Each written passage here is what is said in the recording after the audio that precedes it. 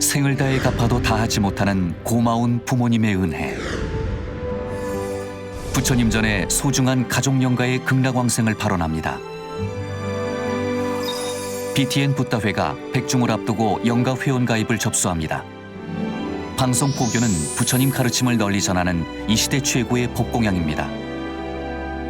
백중을 앞두고 불자라면 누구나 지금 바로 붓다회에 동참하세요.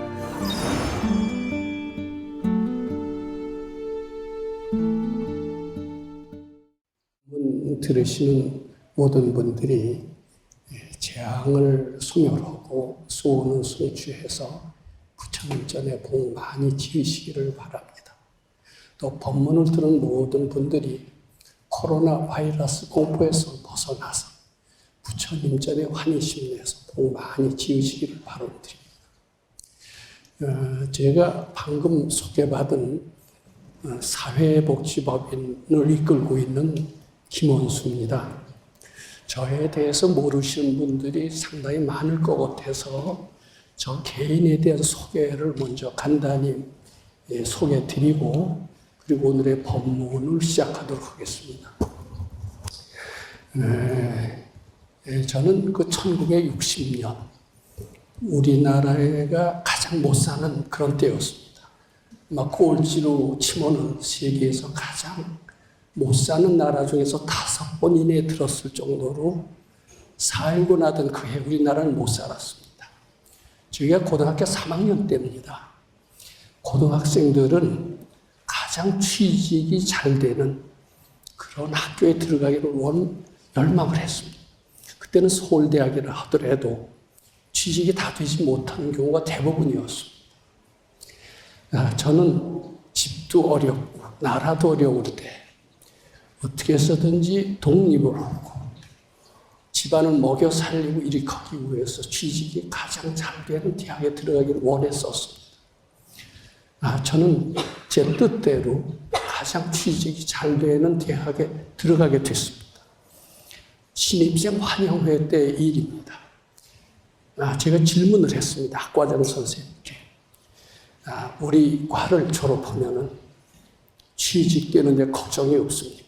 저는 어떻게 보면 상당히 쿵하고 유치한 질문을 했던 것 같습니다. 학과장 선생님이 뭐라고 대답하셨냐면 우리 과를 졸업 일찍이 취직이 안 된 예는 없었다. 그 소리가 너무나도 기뻤던 것 같습니다. 그런 정도로 나라도 가난했고 개인도 가난했고 가난 극복이 최대의 과제였던 것 같습니다. 저는 대학에 들어가자마자 전생에 무슨 깊은 인연이라도 되는 듯 깊이 불교에 빠져들어가게 됐습니다. 특히 금강경이라는 가르침을 만나서 깊이 심취했습니다. 저는 전공 공부도 좋고 취직이 잘 되는 공부도 좋지만 그것보다 불교가 더 좋았던 것 같습니다. 학교 전공 공부는 뒤로 미루고 부처님 공부에 깊이 빠져들어갔습니다. 4년 내내 그 공부만 했던 것 같습니다. 4년 내내 공부를 다 했음에도 불구하고 불교가 무엇인지 부처님의 정체성이 무엇인지 그걸 제가 잘 알 수가 없었습니다. 흔히들 이렇게 얘기합니다. 제학은 막작하고 중선은 봉양해서 자정기의면 시제불교니라. 이게 모두 과거 칠불이 하셨던 공통적인 개성이라고 얘기합니다. 나쁜 일 하지 말고 착한 일을 해서 그 뜻을 조촐히 하는 것이 불교라고 얘기를 합니다. 너무나 평범한 이야기입니다. 그것이 불교의 정체성일까? 저는 굉장히 궁금하게 생각을 하고 의문을 가졌었습니다. 또는 어떤 분은 그렇게 얘기를 합니다. 깨닫는 것이 불교의 정체성이다. 이 현실은 꿈과 같은 것이고 꿈과 같은 데서 벗어나는 것이 바로 불교의 목적이다. 생로병사 모두 꿈과 같은 것인데 꿈을 깨게 하는 것이 불교의 목적이다. 즉 깨달음을 불교의 정체성이라고 얘기를 합니다. 또 참선을 하고 또 명상을 해서 마음을 평온하게 하고 그리고 모든 고통에서 벗어나는 것, 즉 고진멸도, 이 가르침이 바로 불교의 정체성이다. 이렇게 얘기하는 데도 있었어요. 또 어디서는 열심히 나무 아미타불 관세음보살해서 내생의 극락세계를 가는 것이 부처님의 가르침의 핵심이다. 일본에서도 정토정이라는 게 있다. 바로 극락세계의 내생을 가는 것이 불교의 핵심이 아니냐. 이렇게 얘기를 하는 그런 것을 종종 들었습니다. 어떤 것이 부처님께서 가장 얘기하고 싶은 불교의 진문명이며 정체성은 무엇이냐. 이것이 늘 궁금했습니다. 저는 4년 내내, 대학 4년 내내 전공 공부는 뒷전으로 미루고 불교의 가르침을 향해서 모든 시간을 거의 다 허비하지 않았나 이런 생각을 합니다. 저는 드디어 제가 졸업을 하고 군대 갔을 때 아주 훌륭한 선생님을 만났다고 생각을 합니다. 그분 선생님을 만났을 때 제가 아마 이런 질문을 했었던 것 같습니다. 불교의 정체성은 무엇입니까? 불교 뭐 때문에 신앙해야 되는 겁니까? 누구는 불교를 이렇게 얘기를 하고 또 누구는 이렇게 얘기를 합니다. 어느 것이 불교의 대의이며 정체성이며 그것이 실행했을 때 우리한테 어떤 결과가 오는 것입니다. 이런 식의 질문을 했던 것 같습니다. 그분은 이렇게 얘기를 했습니다. 금강경을 아침 저녁으로 수지 독서해라. 그리고 금강경을 실천해라. 금강경 실천한다는 것은 무엇이냐? 여러 가지 올라오는 생각이 착각인 줄 알고 부처님께 바쳐라. 이것이 바로 금강경 실천하는 것이다. 올라오는 모든 생각들, 난제가 해결하기 어렵다는 생각, 난제를 해결할 방법을 도저히 모르겠다라는 생각, 절체절명의 위기가 돼서 나는 끝이다라는 생각이 들더라도 그 생각이 착각인 줄 알고 부처님께 바쳐라. 이렇게 3년을 열심히 한다면은 불교의 정체성이 무엇인지를 알게 될 것이다. 이런 추상적인 답변을 하셨어요. 추상적인 답변이고 제 마음에 들지 않았습니다. 그렇지만 어쩐지 매력이 있고 어쩐지 시원해서 저는 군대 제대와 동시에 그분 문중으로 출가를 하게 이르렀습니다. 가장 취직이 잘 되는 대학, 다른 사람이 부러워하는 대학, 출가해서 수도하면 그 전공을 살릴 기회를 영원히 놓칠지도 모르지만은 저는 부처님을 너무나 좋아했기 때문에 그걸 다 버리고 그 훌륭한 스승의 뜻을 따라서 금강경 공부하는 출가를 하게 됐습니다. 저는 거기서 그 출가 도량은 참선하는 조용한 선방이 아니었습니다. 물 맑고 경치 좋은 어떤 그러한 산사가 아니었습니다. 지저분한 쇠똥치는 목장이었습니다. 목장에는 너무나도 혐오스러운 일들이 많았습니다. 일이 지저분하고 어렵고 힘들고 그랬습니다. 근데 그것이 착각인 줄 알고 부처님께 바치는 것이 수도라고 하네요. 그래서 저는 지저분한 목장, 어렵고 힘든 목장 생활을 하면서 3년을 하면서 올라오는 모든 생각이 착각인 줄 알고 부처님께 바치는 그런 연습을 했었던 것 같습니다. 저는 새삼스럽게 불교가 너무나 위대하다라는 것을 알게 됐습니다. 정확히 말하면 참나가 위대하다 이렇게 말해야 됩니다. 또 부처님의 가르침은 하면 좋고 안 해도 뭐 별로 큰 문제는 안 된다.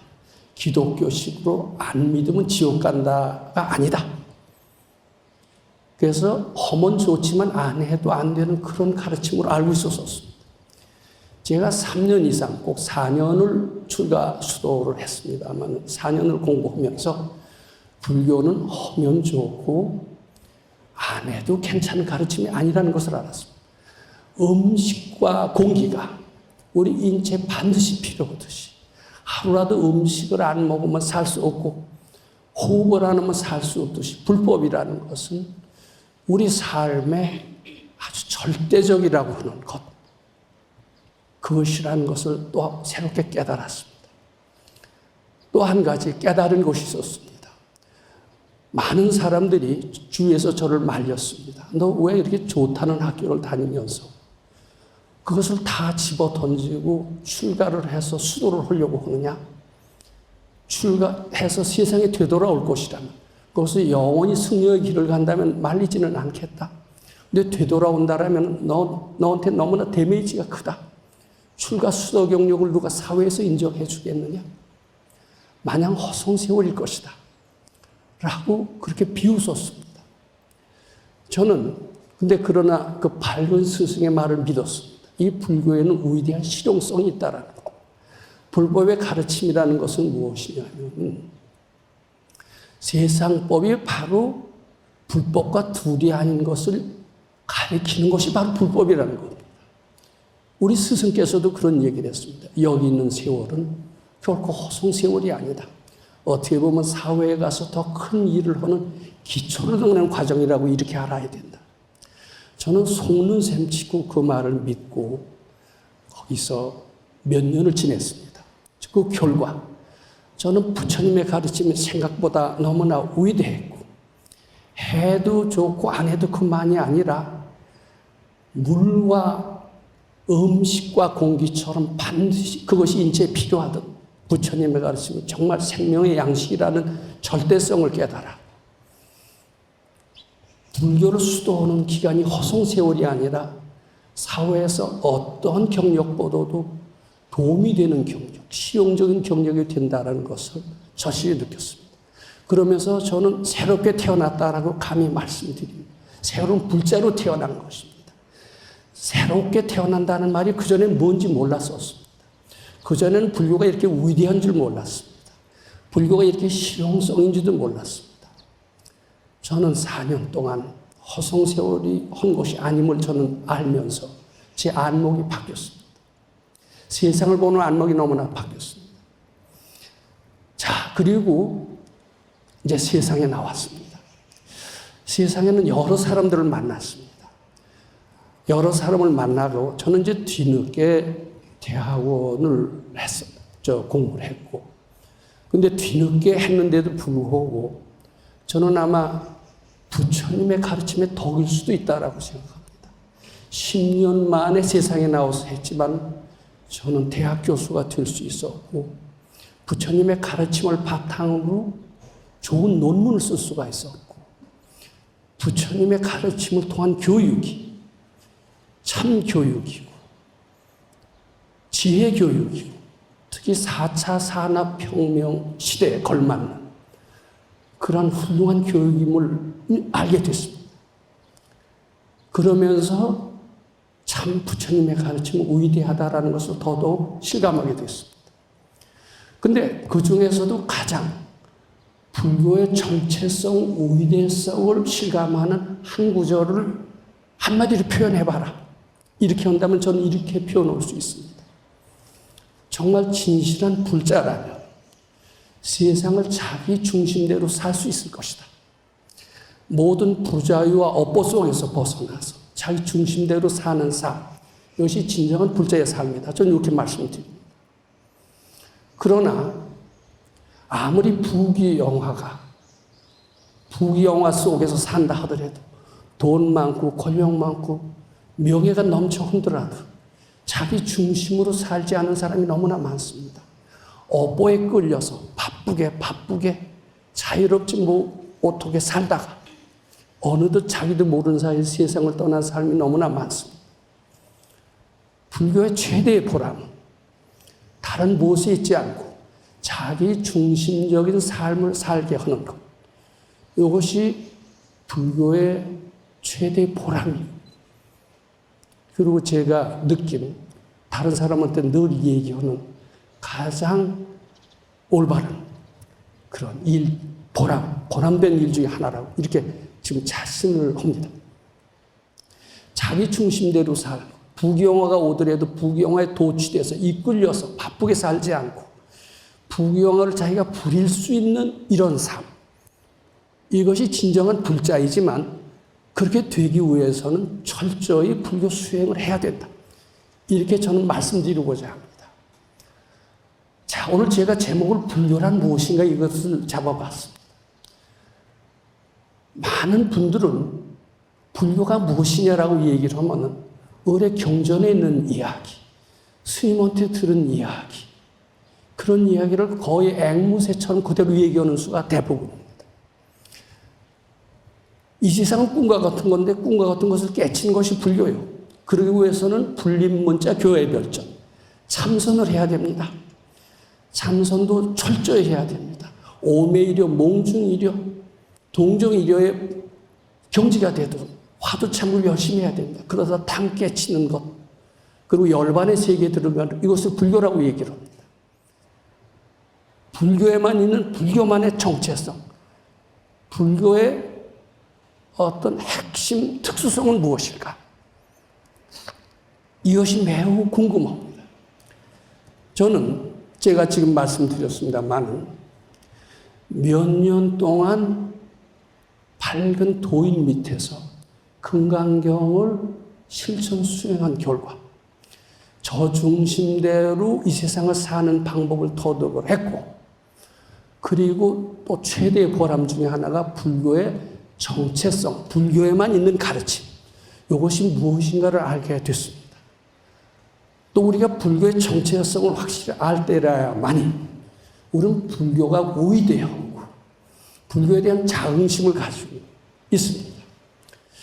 저는 제가 얘기를 했습니다만 훌륭한 도인 밑에서 몇 년을 공부했고 금강경을 실천 수행하면서 불교의 위대성과 절대성, 실용성을 느끼면서 불교의 정체성이 무엇인가, 불교만이 가지고 있는 그러한 아주 특징은 무엇인가, 이것을 발견했고 그 정체성을 잘 발견해서 그 정체성에 걸맞는 자긍심을 가지고 우리가 부처님 가르침을 실천할 때 누구보다도 위대한 사람이 될 수 있다, 이런 것을 알게 됐습니다. 지금 궁금하실 겁니다. 네가 생각하는 불교의 정체성은 무엇인가? 이렇게 아마 궁금하신 의문을 가지실 겁니다. 제가 아는 불교의 정체성은 무엇인가? 저는 이 정체성, 또 불교만이 가지고 있는 특징을 얘기하고자 할 때 을의 화엄경 사구계를 늘 말씀드리곤 합니다. 사구계라는 것은 잘 아다시피 그 경의 대의를 나타내는 간단한 글귀를 사구계라고 합니다. 화엄경 대의를 나타내는 사구계는 여러 개가 있습니다. 그 중에 제가 가장 좋아하는 사구계가 있습니다. 다소 추상적인 한자로 되어 있지만 저는 그 한자를 기억해 두시길 바랍니다. 심여 공화사, 즉 마음은 공, 장인 공자입니다. 뭐를 만들고 그려내는 스승사자입니다. 달인이라는 거예요. 이 마음이라는 것은 이 세상의 만물의 창조주라는 얘기입니다. 기독교에서는 하나님이 창조주라고 하는데 불교에서는 이 마음이 창조주라고 화엄경 사국의 첫머리에 얘기를 합니다. 심여 공화사. 능화재세간. 능이 이 세상의 모든 것을 다 만들어낸다. 다 조물주다. 이런 이야기입니다. 자, 이 얘기 들으면 좀 시원하지 않으세요? 우리는 너무나 열등감과 외로움과 어떻게 보면 기독교인들의 박해와 불교인의 자긍심을 못 갖던 오랜 세월 지내왔는지도 모릅니다. 근데 부처님께서는 우리한테 이런 얘기를 하셨어요. 너희들은 조물주다. 자, 능화재세간. 온실종생. 온이라는 건 잘 아시죠? 정신세계, 물질세계를 총칭해서 온이라고 합니다. 온계공. 우리 반야심경의 그 구절을 압니다. 정신세계, 물질세계를 다 네 마음이 만들었다. 이 이야기입니다. 무법이 부죠. 세상에 만들지 않은 거 하나도 없다. 이렇게 얘기를 합니다. 우리는 그대로 전지전능한 조물주예요. 모든 부처님이 아시듯이 우리도 똑같이 이 세상을 혼야하는 능력을 갖추고 있고 그리고 모든 것을 할 수 있는 전지전능한 힘이 우리한테 있다는 것을 일깨워 주시는 그 구절이 화엄경의 대의요 사국이다. 저는 이렇게 말씀드립니다. 그럼 우리가 이렇게 부처님처럼 똑같은 능력을 갖춰져 있는데 지금은 왜 그런 능력을 잃어버리고 헷가닥하면서 이렇게 고달프고 힘든 삶을 사느냐? 우리가 늘 궁금합니다. 우리는 절에서 스님들한테 12년이라는 것을 배웠습니다. 12년의 제일 첫 번이 뭐냐면 무명입니다. 무명이라는 것은 무엇이냐? 자기가 부처인 줄을 모르는 것이 무명입니다. 우리는 부처님과 똑같은 전지전능한 위대한 존재인데 어느 날 무명업식에 가리워서 헷가닥했어요. 내가 부처인 줄 모르고 스스로 나는 무능한 사람이다라고 생각하게 되면서 무능한 존재로 됐습니다. 그런 능력이 없어졌습니다. 나한테 능력이 사라졌습니다.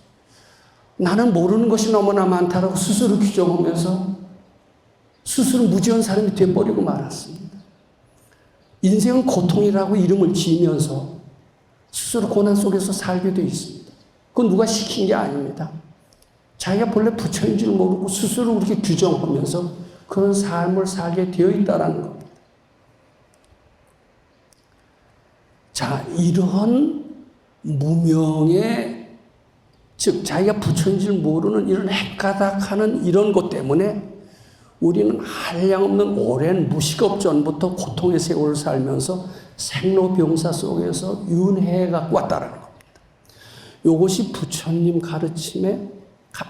가르침의 가장 정체성을 나타내는 핵심적인, 즉 불교의 대의 중에 하나입니다. 불교밖에 없습니다.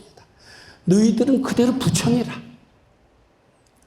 그런데 언젠가 헷가닥해서 자기의 위대성을 모르고 당자의 길을 이렇게 살아왔노라.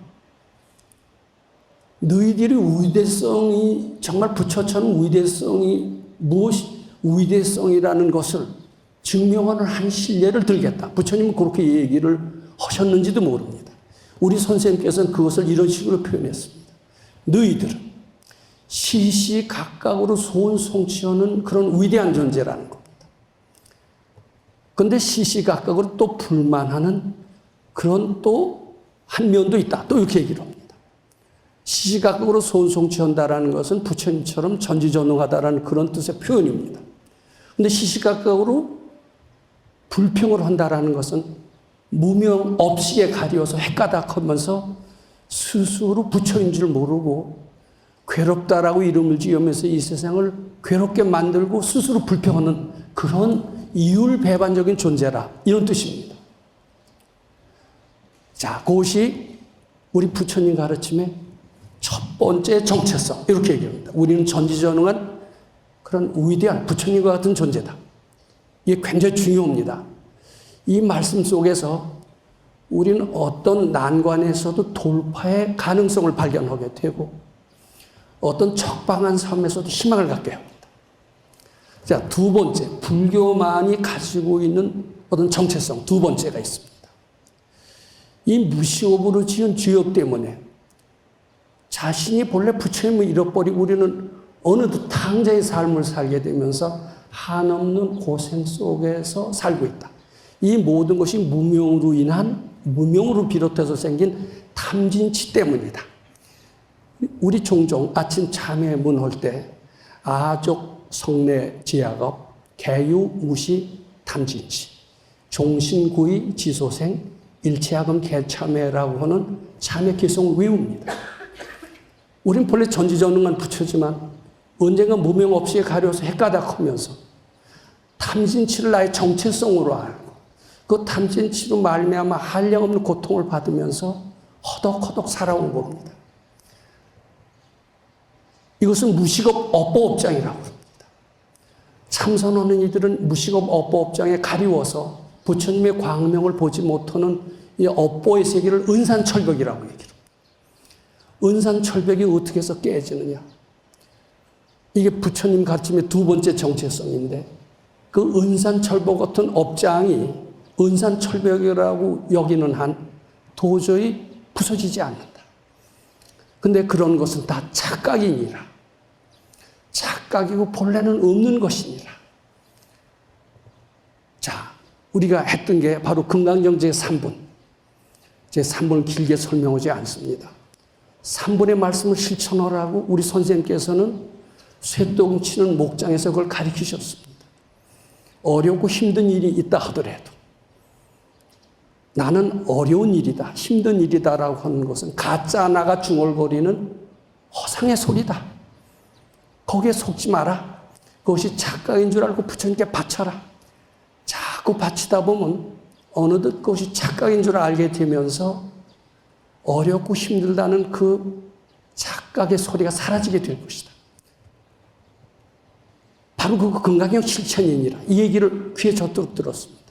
은산 철벽 같은 업보 업장의 세계도 허상입니다. 꿈과 같은 것입니다.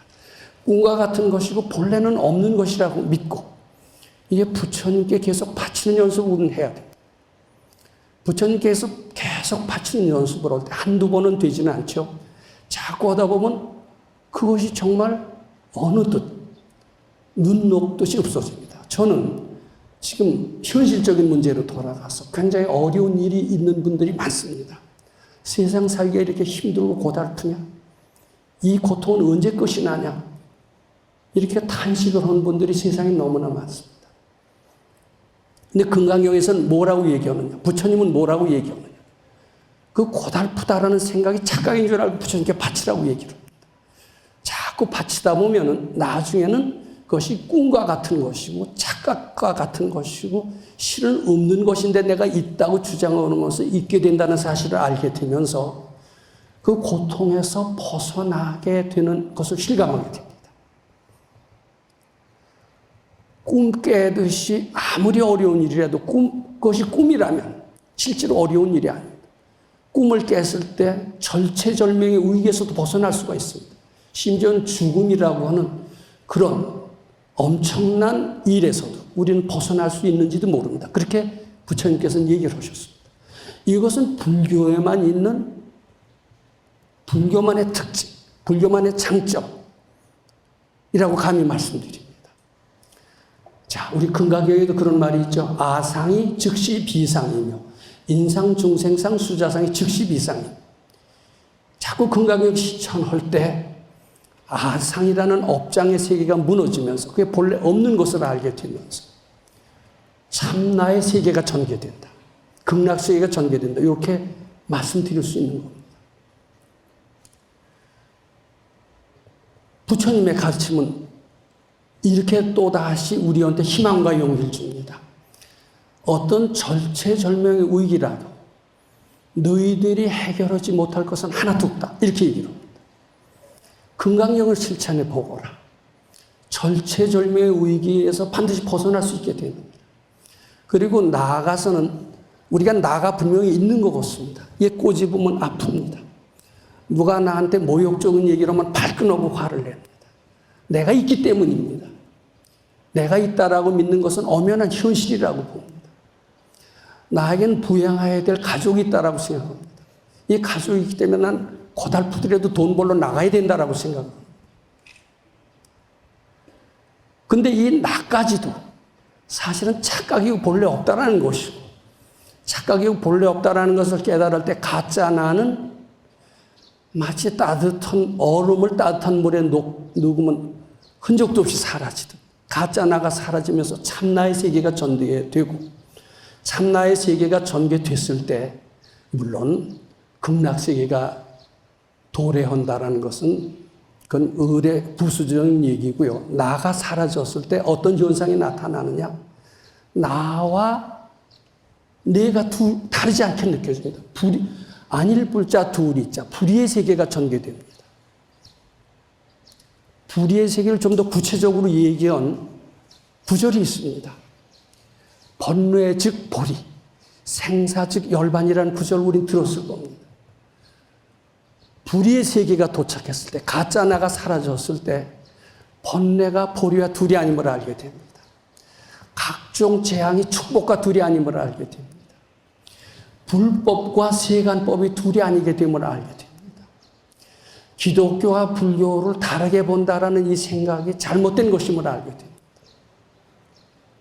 내 속에 모든 아상이 사라질 때 모든 사람은 다 부처님처럼 보인다. 그런 얘기를 우리가 이해할 수 있습니다. 그것도 화엄경 사구계 중에 하나입니다. 약인 욕요지, 삼세 일체불, 응관법계성, 일체유심조라는 화엄경 또 하나의 사구계가 있습니다. 또 하나의 사구계가 있습니다. 나와 심불급 중생, 내 마음과 부처와 중생이 다 둘이 아니라는, 우린 어떻게 보면 절대 세계를 바로 금강경 실천을 통해서 발견할 수 있다라고. 재앙이 축복이 되고 무지와 지혜가 둘이 아니고 무능의 세계가 벗어나서 능력의 세계가 우리한테 왔을 때, 우리 세상에 산다면 그 사람이 유능한 사람이 될까요? 무능한 사람이 될까요?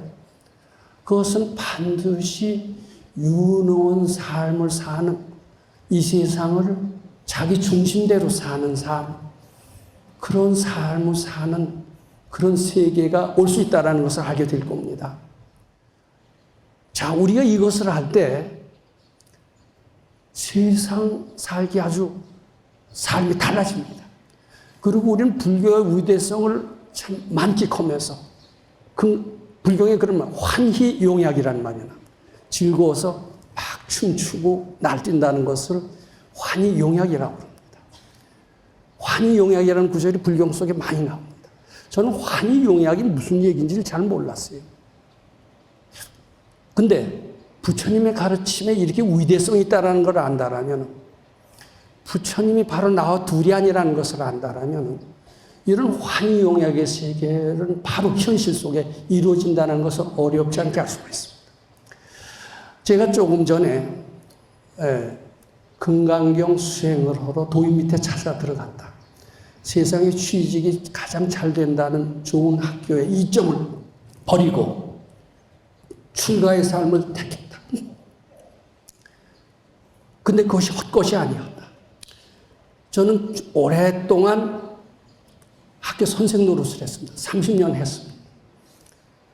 저는 부처님의 가르침을 현실에 적용할 수가 있었어요. 즉, 학자 길을 걸으면서 자연의 비밀을, 부처님의 가르침을 응용을 해서 자연의 비밀을 발견할 수가 있었고, 그 비밀을 발견함으로써 좋은 논문을 쓸 수 있었다고 감히 말씀드립니다. 이것은 제가 좋은 논문 썼다고 자랑하고자 하는 것이 아니라 불교의 위대성을 나타내는 간접적인 표현이다, 이렇게 얘기를 합니다. 저는 부처님 공부를 열심히 한다라면 정치가로서도 대성할 수가 있고, 경제인으로서도 크게 성공할 수가 있고, 학자로서도 크게 성공할 수가 있게 된다라고 믿습니다. 왜냐하면 다 알고 다 할 수 있다라는, 무슨 일인지 못해낼 리가 없지 않겠습니까? 저는 여기서 새로운 것을 발견합니다. 부처님의 가르침을 통한, 이 부처님의 가르침을 응용해서 교육 현장에 적용을 한다면 가장 뛰어난 교육이 될 것이다. 이런 것을 제가 학교에 있으면서 발견했고, 그것을 학교에서 적용시키기에는 제 지위나 모든 것이 안 됐습니다. 근데 저는 몇 년 전에 정년퇴임을 하고, 그것을 부처님의 가르침이야말로 참 올바른 교육이다. 올바른 교육이라는 것은 무엇이냐? 지금 학교에서 배우는 교육은 뭐냐면은 다 지식을 배우는 교육입니다. 한때는 지식 많은 사람이 우리나라 중심에 섰습니다. 많이 알면 됩니다. 석사, 박사 이거면 대접받았습니다. 그 사람들이 문화를 발전시키고 경제를 발전시키고 과학을 발전시킨다고 생각을 했습니다. 그런데 그 뒤에 똑똑한 사람들이 많이 나타났어요. 많이 아는 것은 문화를 발전시키는 것도 아니고 경제를 발전시키는 것도 아니고 과학 발전하고는 더군다나 무관한 것이다. 많이 아는 것이 중요한 것이 아니라 지혜로워져야 된다. 지혜로워지는 것만이 문화 발전이고 경제 발전이고 과학 발전이다. 이렇게 역설한 하버드 대학의 토마스 쿤이라는 학자가 있었어요. 거기가 과학혁명의 구조라는 책을 통해서 우리나라에서도 널리 알려진 일입니다. 그러면서 전 세계는 특히 미국의 아이비리그 대학들은 다 지식교육에서 탈피했습니다. 학교에서는 강의식 교육이 사라졌습니다. 모두 다 창의성 교육, 지혜교육으로 전환을 했습니다. 우리나라 대학들도 미국의 아이비리그 대학을 거두고 뒤따라가려고 합니다. 그래야 선진국이 된다라고 그렇게 믿었기 때문에 저는 이 지혜교육이 부처님 가르침에 그대로 있었다는 것을 저는 부처님의 가르침을 실천 수행한 결과 확실히 알게 되었다라고 감히 말씀을 드립니다. 이것이 제가 불교를 믿으면서 얻은 보람 중에 하나라고 생각을 합니다. 지혜교육을 할 때 정말 문화가 발전되고 경제가 발전되고 그리고 과학이 발전합니다. 특히 4차 산업혁명 시대에 인공지능에 의해서 흔들리지 않는 삶을 살 수가 있습니다. 이 시대를 잘 살아나가는 길이 무엇이냐? 이거 전 세계 모든 교육자들이 화두처럼 이 살 길을 찾아서 헤맵니다. 4차 산업혁명 시대에 가장 걸맞는 교육. 이것을 아마 지혜교육이라고 얘기하는 거고 바로 부처님 가르침, 특히 금강경 실천 속에서 지혜교육을 바로 실천하고 있었다는 것. 이것을 발견하게 된 것. 이것은 또 제가 불교를 신행하게 된 것 중에 가장 큰 보람으로 생각을 하는 겁니다. 지혜라는 것, 이것은 반드시 이제는 해도 좋고 안 해도 좋지 않습니다. 우리가 지혜 교육을 실천해야만이 진정한 인재가 나옵니다. 진정한 불자가 나옵니다. 이미 그것은 우리 수천 년 전부터 해왔습니다. 불립문자 교회별전, 직지인심 견성성불. 이게 조사선의 핵심입니다. 요새 미국 대학의 교육이 교과서 쓰지 않습니다. 대학에서는 강의 위주식 교육이 사라집니다. 불립문자입니다. 책을 통해서는 지식교육이 다 사라지기 때문에 교회 별전입니다. 네 마음속에 무한한 지혜가 있느니라. 배우지 않고서도 알 수 있는 그런 능력이 네 속에 있느니라. 그것을 바로 일깨워주는 것. 이것이 조사선이고 가나선이기도 하지만은 바로 이 시대를 살아나가는 지혜교육이라는 것을 저는 뒤늦게 알게 됐습니다. 자, 저는 이것이 참 다른 어느 것 못지않게 불교의 정체성을 활용하면서 우리가 이 시대에 불자들이 해야 될 가장 중요한 당면과제라고 생각을 합니다. 자, 이제 얘기를 좀 정리해 보도록 합니다. 제가 처음에 참 어려운 생활 속에서 취직 잘 되는 학교를 갔고 그 취직이 잘 되는 학교만 졸업하면은 저는 행복이 올 거라고 생각을 했었습니다. 근데 저는 그 취직 잘 되는 학교로 나갈 운이 못 됐던 것 같아요. 그것은 중간에 불교를 만났기 때문입니다. 불교에 깊이 빠져들어갔습니다. 저는 승려가 되고 싶었습니다. 근데 승려가 되기엔 어쩐지 미진한 게 있었습니다. 그것이 무엇인가 하면 불교의 정체성을 몰랐기 때문에 불교의 어떤 특수성, 불교만이 가지고 있는 어떤 특성이 있다는 것을 그때 잘 모르면서 출가하기에는 다소 주저했었습니다. 그러다가 제가 도인을 만났다는 말씀을 드렸습니다. 도인을 만나서 불교의 정체성은 무엇입니까? 불교만이 가지고 있는 유일한 특징은 무엇입니까? 이것을 물었더니 금강경을 잘 믿고 독송하고 실천해봐라. 3년을 실천하면 그때 내가 지금 설명해 준다 하더라도 네가 이해하지 못할 것이다. 그때 다 알게 될 것이다. 이런 말씀을 하셨습니다. 저는 3년을 하면서 불교의 위대성과 절대성, 실용성을 알면서 불교만이 가지고 있는 정체성, 장점, 특수성 이것을 알게 됐습니다. 그 특수성이 무엇인가? 모든 사람은 전지전능한 부처와 같은 그런 위대한 존재니라. 이것이 불교 정체성의 제 1조입니다. 두 번째 정체성은 그런데 우리는 무명 없이 가리워서 언젠가 부처인가를 잃어버리고 탐진치의 노예가 돼서 빙의가 돼서 한량없는 고통 속에서 살고 있다. 근데 거기서 벗어나는 길이 있다. 그것이 착각인 줄 알고 부처님께 바치게 되는 그 은산철벽 같은 업장은 드디어 본래 없는 깨달음에 도달하게 되어서 사라지게 되리라. 어떠한 절체절명의 위기도 해결 못할 것이 하나도 없느니라. 그것은 꿈과 같은 것이기 때문이다. 이것이 두 번째 정체성입니다. 불교만이 가지고 있는 특징. 그 다음에 세 번째 정체성은 업장이 사라지듯이 나라는 것이 꼭 있다라고 하는 이것까지도 본래 없음을 알게 될 것이다. 내가 본래 없음을 알게 될 때 불의를 깨칠 것이다. 나와 네가 둘이 아니고 나와 부처가 둘이 아니면 물론 재앙이 축복과 다르지 않음을 알게 될 것이다. 그리고 불법은 산속에서만 있는 게 아니라 세상에서도 잘 통할 수 있는 그러한 둘이 아닌 가르침임을 알게 될 것이다. 그리고 불교의 무한한 실용성을 실감하게 될 것이다. 우리는 이런 정체성을 잘 활용해야 됩니다. 마지막으로 제가 보람을 느낀 적이 있습니다.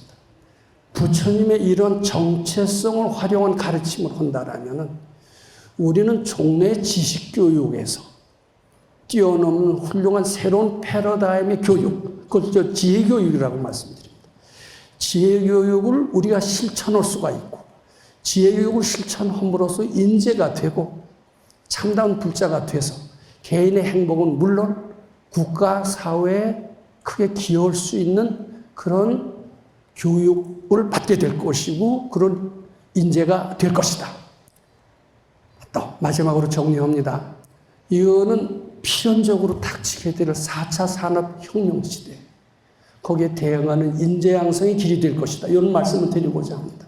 참고적으로 하나 말씀드립니다.